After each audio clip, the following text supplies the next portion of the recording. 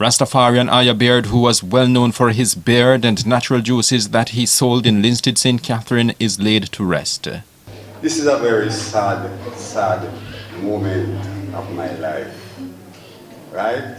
Words really isn't enough at this moment.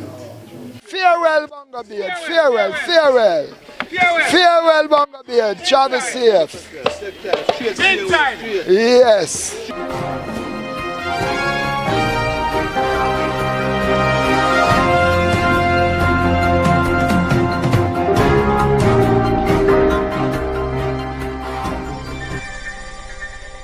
Winston Bynnes was called Iyah and Bongo Beard for a reason.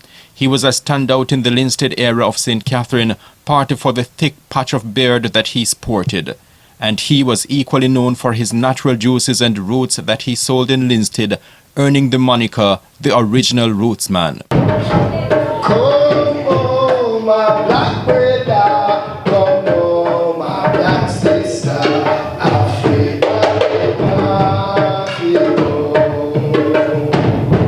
Iyah transitioned from this life on Tuesday morning, February 7, 2023. He was born in Vale, St. Catherine, then soon moved to Linstead, where he spent his early boyhood days, then on to Trenchtown in Kingston in his young adult years. It was during this time that he decided to walk the Rastafarian faith, which took him back to Linstead, where he started his own family. He met Iyah in 1972, and the union produced 8 children. However, one died. That relationship did not last, and his new relationship with daughter Maud produced 3 sons. Iyah, who was his mother's only son, grew into an industrious man, doing different things to support himself and his family. Winston was the second of 5 children and the only son of his mom, Lena Lemar. Although not born to the life of ease, Winston had resilience and determination. For most individuals, that wouldn't have been enough to get them through, but God gave him the gifts of class, style, and poise to overcome many challenges. He was a hard worker who had to fend for himself and his younger siblings from a very tender age. He used to operate an ice truck, dabbling in a little farming, which was not one of his favorites, as he was a street man. Being the independent person he was, he decided that he was not going to work for the Babylon system. Therefore, he started his own business of selling soup, then roots, Irish mush, also known as Magnum, and natural juices, which earned him the name the original roots man. He was the conceptualizer of the name Magnum. However, because of lack of knowledge of the system, he did not register the name. Hence, it was taken by another business owner who is now making millions of dollars from it. Iyah's health started to deteriorate significantly in the last 5 years. He encountered several bouts of illness over the past 5 years, and even during those times, he demonstrated determination and courage, often letting you know that he was a force to be reckoned with. He would always say, "Oh no, I want myself, you know, me soon come around." But after battling those illnesses, Winston answered to the call of the Life Giver on February 7th, 2023 at about 10 a.m. He lives to mourn his passing daughters, Iyah, otherwise known as Alice, Troyan, otherwise known as Nikki, Melanie, otherwise known as Kim, and Tanisha, otherwise known as Nisha. Sons, Omar, Jezra, Aisha, Tesfa, Jesse, and Romario, his common-law wife, daughter Maud, stepdaughter, Bernice, 17 grandchildren, 2 stepchildren, sisters, Enid, sisters, Enid, Dorothy, and Joycey, several nieces, nephews, cousins, and a host of Rasta brethren and friends. It is important to note that Iyah Beard and many other Rastafarians did not traditionally believe in death and so did not attend or convene funerals, but the younger generation is changing things up a bit. You understand? You hear Peter Touch sing. So the Rasta man never into no funeral. They can't get a Rasta man stand up so near a casket. Never Rasta man. You mad? All when you drive and a hearse there behind you, you say when a hearse you itch up behind you. You have to be on him now going away. So the Rasta man was always opposed to death because he believed in life. But in the reality of life, there comes a time when this body cannot hold the soul any longer and it has to return to its maker. So we give thanks to the younger generation like myself and others who has decided and made our elders realize we don't have a dead and we just left on the side. We are going to dead thrown up and pay a contribution and respect to the life that you all have lived among us. Suffer police brutality and suffer the indignity of being a Rasta man. We will make sure say at your passing, we are there to say you have done well and you are deserving of a nice farewell. And Iyah Beard got what could be considered a nice farewell on Sunday, March 12, 2023. It commenced with a service of thanksgiving at Wakefield Community Centre on the outskirts of Linstead. The venue's central area was decorated in the colours of Rastafari, red, green and gold. Horizontal streaks of those colours were also evident on the predominantly white casket.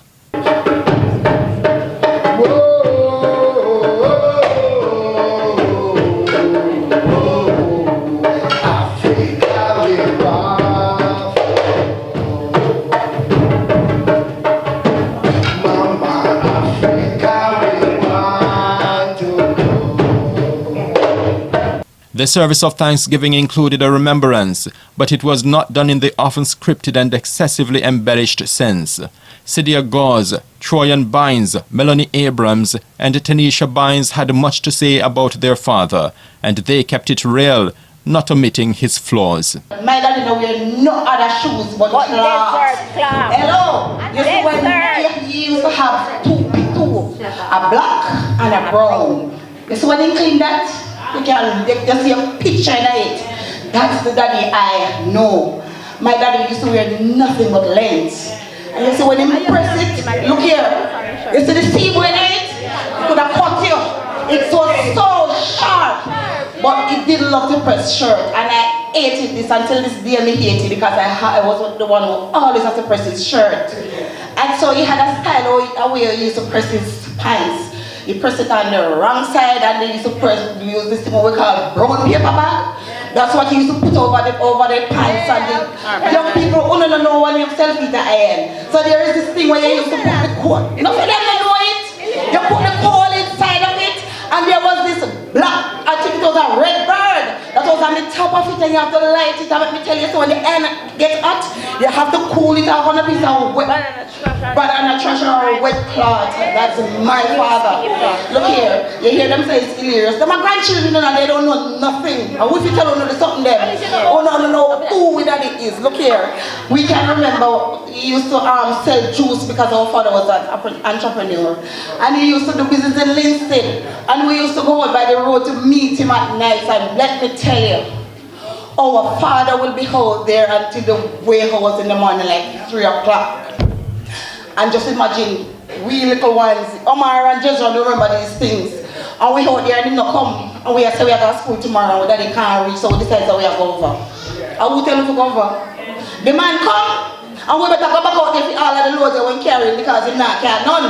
We better, and I can tell you I had two brothers, Omar and Jezra, the two afraidest thing in the entire world. The boy that used to itch up and we like, so. Especially Jezra. The daughters also recalled their father being very strict. My father was a disciplinarian. So you see, in our early years, he used to smoke, but he didn't stop early still.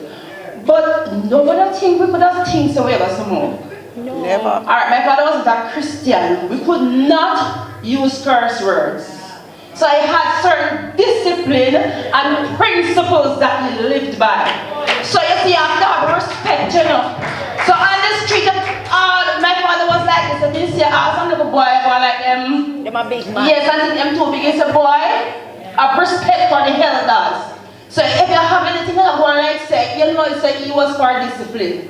And as I said, even though our life was, I am going to say poor and hard, but he stood for discipline. Yes, we never get to go anywhere. It's like wherever other children go on trips and all these things, we never get the opportunity to do that because he always said, it's not everything of everybody. So he says, stay on the yard. And you just feel bad. But then as you become an adult now, sometimes you sort of understand some of the things because back then you maybe never realized that he was trying to protect us, or maybe because the Rastafarian faith did not want, as we would say, mix up in a Babylon. So he never want to mix up like that. So he never allow us to do certain things. Just like our children are on the street now and they just left there without parents, give them authority or the privilege. We could not do that because if we left yard, we didn't even think about that because he was very strict in that way. Microphone.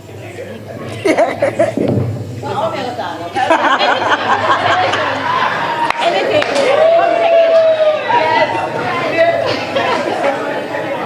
Yeah, keep it everything. No, I want the place. There's this particular incident that I want to share. I remember once I was in Linstead. That's we had a stall out there, and we used to sell, you know, different, you know, little drinks and juices and so on. And I remember this young man. Every day we out there, come at the stall and him go out with himself. So this particular Saturday evening, I was there, and the boy came over, you know, and sit down on the chair that I was there on.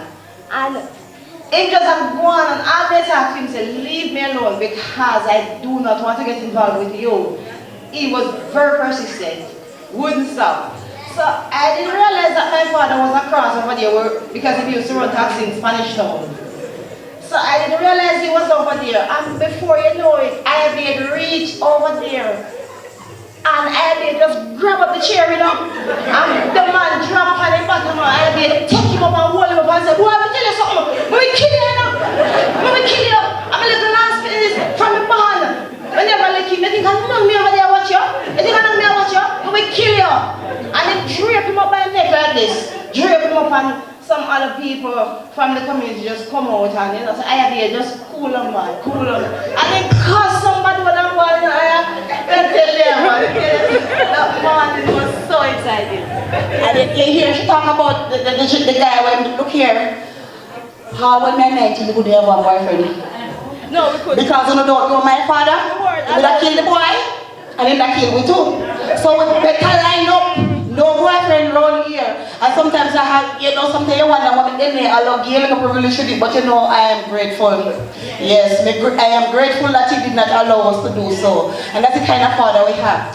And when if people probably don't know that our daddy is a family-oriented person. Oh my God, he loves his sisters dearly. Yes. Oh my God, he would talk about his sisters. But Auntie Enid, Auntie Dorothy, Auntie Jacy, everything is them. And I used to wonder, when you get so much love for Sheikh, I feel like they love people more than love us, you know? Yes, I feel like for me that they love strangers more than they love us. Because for me, he used to do so much for people that I always wonder, how could one person be so selfless? That's the type of person we have. Me feel like he never used to do, you know, things that we just say, that's why. He never used to do not much for women, but you see people, he man do everything for people, but me not think he do so much for we. That's the type of person that our father was. That's all. He was a people person. Yes. Our father loved people. The sisters also remembered their father being kind, but that had its limitations, especially where food was concerned. Remember also when he used to sell juices. Even when Iyah juice them kind of spoil. Iyah still take them and shape them and say, yo, Me I mix this with this, it good for him. He said, drink this man, it good, not do it. Just shake it sometime. He's on shake and it good again.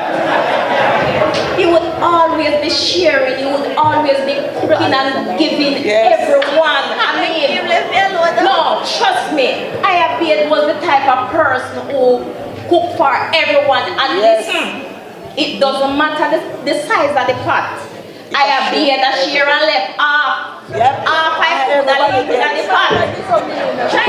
No, serious. Iyah always a share and leave half of the food in the pot.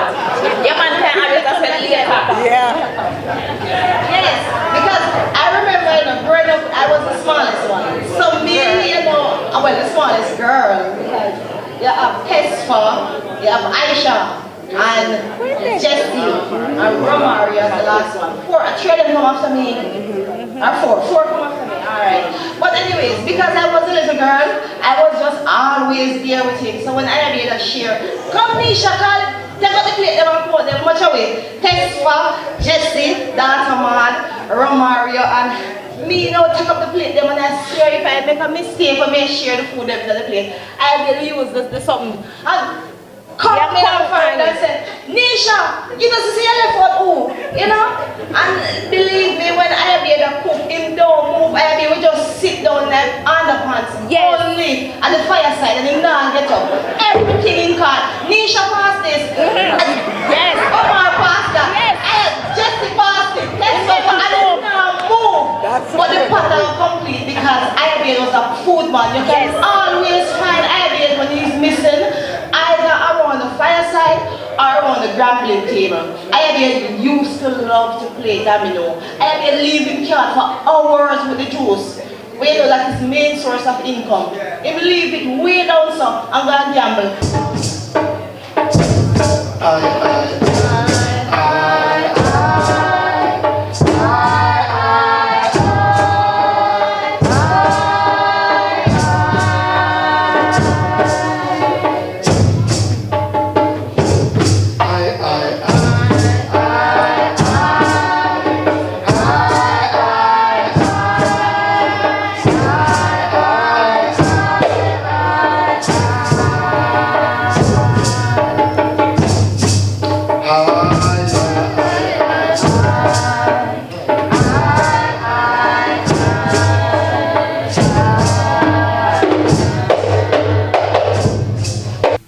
One of the traits highlighted about Iyah is that he attained literacy at a time when access to a good education was limited and when only a few of his Rastafari brethren and sisterins could read and write. Tamoya Bynnes, in a tribute presented on her behalf, noted that her late grandfather remained a stickler for literacy. Anytime I was reading for him, our favorite book was Old Iron Blue and Mighty Dread. He would always know when I wasn't calling a word right or if I missed a full stop, which would be irritating, but I still loved when he corrected me. So I would read more fluently anytime I am reading for him again. Another person who delivered a tribute is Marion Scott, who described the late Iyah as a legend. Iyah was my chef. Iyah would cook me meals after meals after meals. When I am around that man, I cannot tell what hunger is. When I reach home from work, and I stepped in, because I always stepped in by saying Iyah. And the first thing Iyah would say, Mariam, something in the kitchen, just take what you want from it. I've known Iyah for about 7 years. I would call him a legend because I've learned a lot from Iyah. Whenever I want to have my biblical talks, Iyah would be my go-to person. And would have a reasoning for hours. I remember I was working at a salon in Linstead and there was an incident. And I came home, I was very angry, and I shared it with Iyah. And I remember it was a Saturday, Iyah was going to the market. And Iyah came up by my salon, and he was wrathing. He was basically defending me. And when I came home the night, I said to him, Iyah, thanks it today. And his words to me was, "Mom, see, I'm already one away." And right then I know I was loved and accepted by him. Whenever we have our reasoning, Iyah would say, "Marian, a Rasta woman, you know, I don't want you to go out there and behave like a fool." I've learned a lot from this man. So I am sure Zion will wait and welcome a true warrior of His Majesty.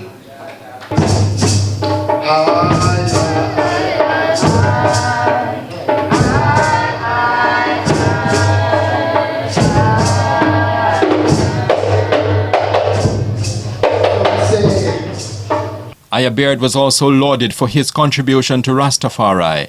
He was among Rastafarians who sought refuge in the hills of St. Catherine after trying to flee the oppressive Babylon system. Another of them is Neville Mullings, better known as Iyah Neville, who is now visually impaired.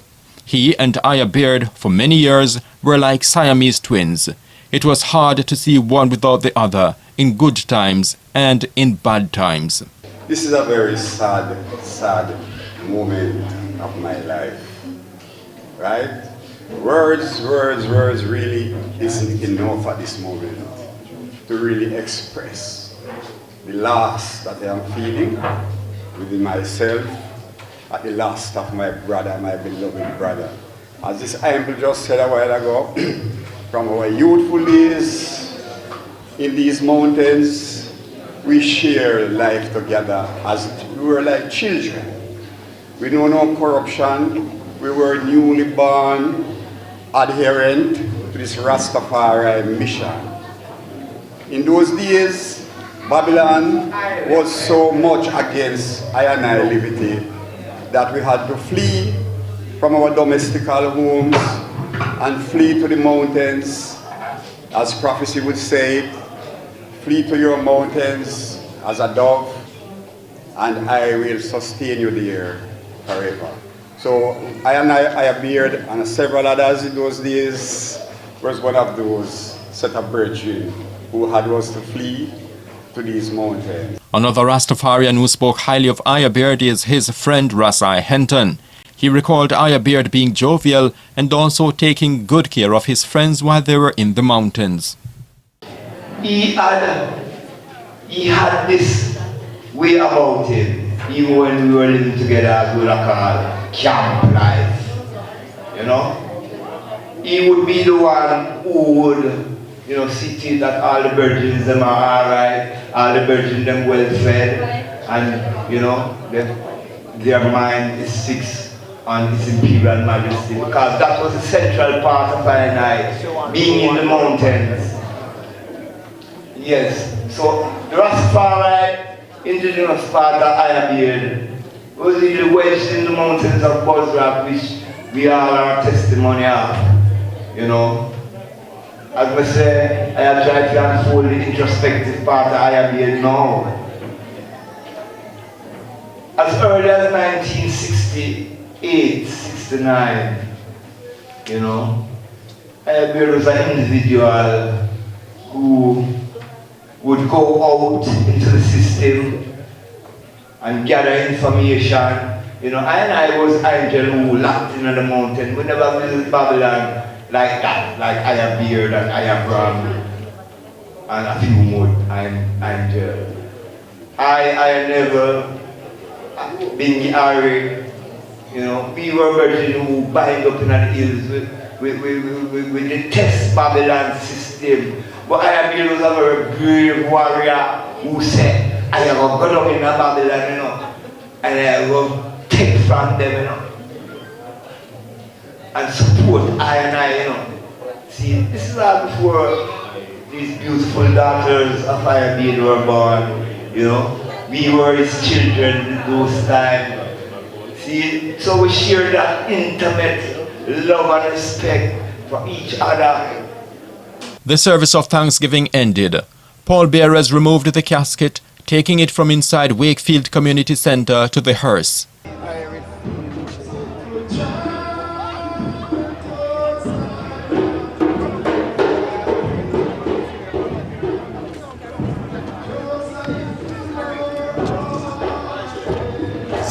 The funeral procession made its way to the family plot located at Coolshade District at Mexico in the Wakefield area.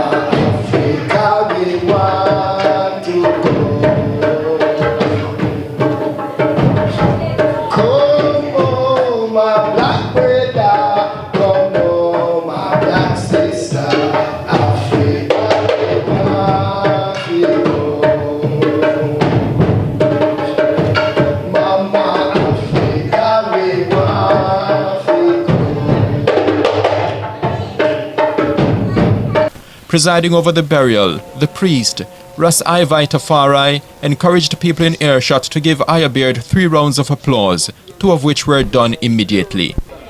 We want it to stop a little bit, you know, before we do so. We'll do something right there. All right, come closest. All right, stop right there. All right, as Bongo Beard makes his final journey to his place of rest, I want you all to first give him, after 3, the first round of applause as he joins his ancestors. 1, 2, 3. Bongo Beard, a second applause. The glass-top casket eventually was opened, giving one of Iyah Beard's sisters an opportunity to touch him. She even touched his beard. Sister, oh, there's a sister who wants to see him to say final farewell. All right, hold it. Come, Mama. This is his elder sister. Elder sister, come forward, Mama. And if you know what, rest it, you know, rest it, you know.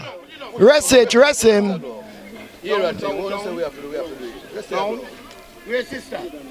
Come, sister. Final farewell from Bongo Beard's sister, giving farewell to her younger brother. Younger brother.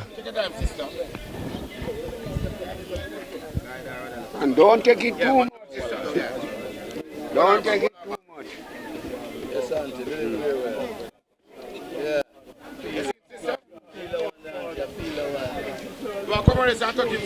A chanting, oh la oh la oh la oh la oh la oh la oh la Mount Zion.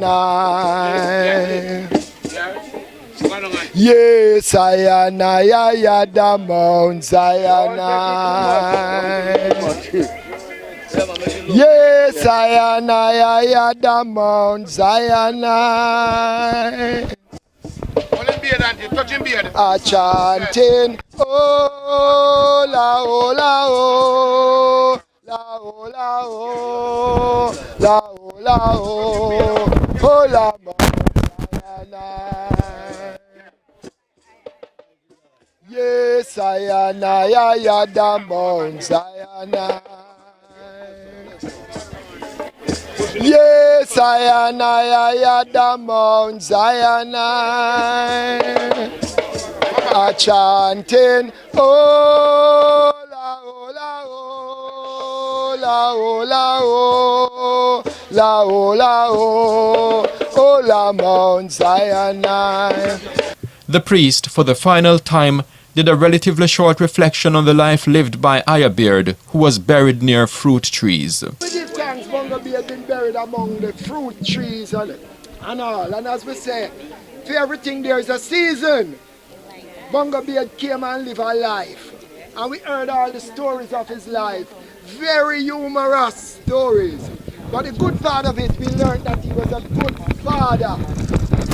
And then it was time for the third requested applause and the final stages of interment. So, after three, a final farewell to Bongo Beard. After three, 1, 2, 3, final farewell. Yes. Farewell, farewell, Bongo Beard. Farewell, Bongo Beard. Farewell, farewell. Farewell, Bongo Beard. Travel safe. Yes. At Wakefield, on the outskirts of Linstead, St. Catherine, this is the Jamaica Beacon.